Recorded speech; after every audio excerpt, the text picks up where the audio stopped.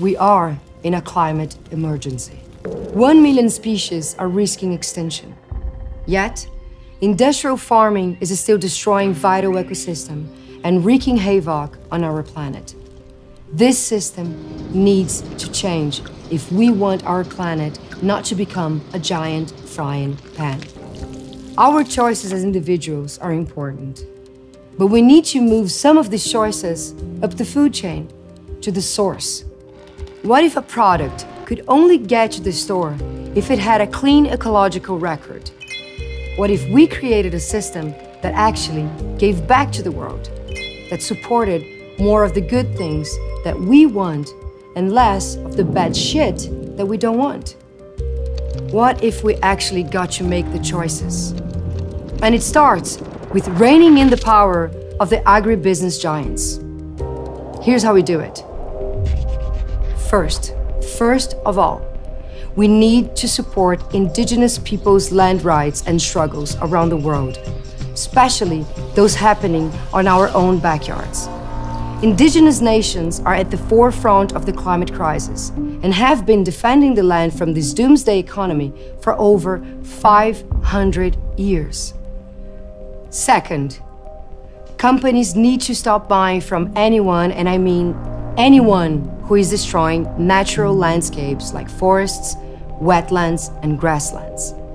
That means they need to get a grip on their supply chains to be able to tell where commodities come from and how they're produced. Once commodity producers know they won't be able to sell their goods if they've been trashing forests and other habitats, they will stop doing it. Third, food companies need to pay for the damage they're doing to forests and restore what's being destroyed.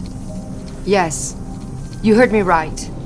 To fight the climate crisis, we need to restore our lost forests so they can help to suck up and store carbon from the atmosphere again. Fourth, companies need to change their wasteful business model. They need to sell a lot less meat and dairy, especially in countries where meat consumption is far higher than many other parts in the world. Less meat means less land going to industrial agriculture, which means more land can go back to being reforested and help in the fight against the climate crisis.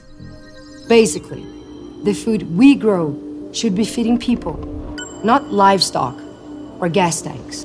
Switching to a more varied diet with more vegetables and less processed food is really important. Reducing our meat consumption is good for the planet and good for us too.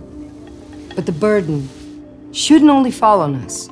Companies need to provide good quality food and plant-based options. Finally, and this is where things really need to change, food companies are going to have to accept that never-ending growth and environmental protection don't go together. These companies have promised to protect and restore forests, but their outdated business model is taking us in the opposite direction. We simply can't afford that. I know we're trapped in a system where growth is the only measure of success, but that system isn't inevitable. It was designed. And that means we can design a better one. If we want a livable planet, we need to build on the momentum of things like electric cars and powering our houses with solar panels and renewable energy. The agribusiness industry is as much to blame as the fossil fuel industry for our current crossroads. Business as usual is a dead end. None of us asked for food that is destroying our future. None of us were included in any of the choices. But this ends here. If we act together, we can win this.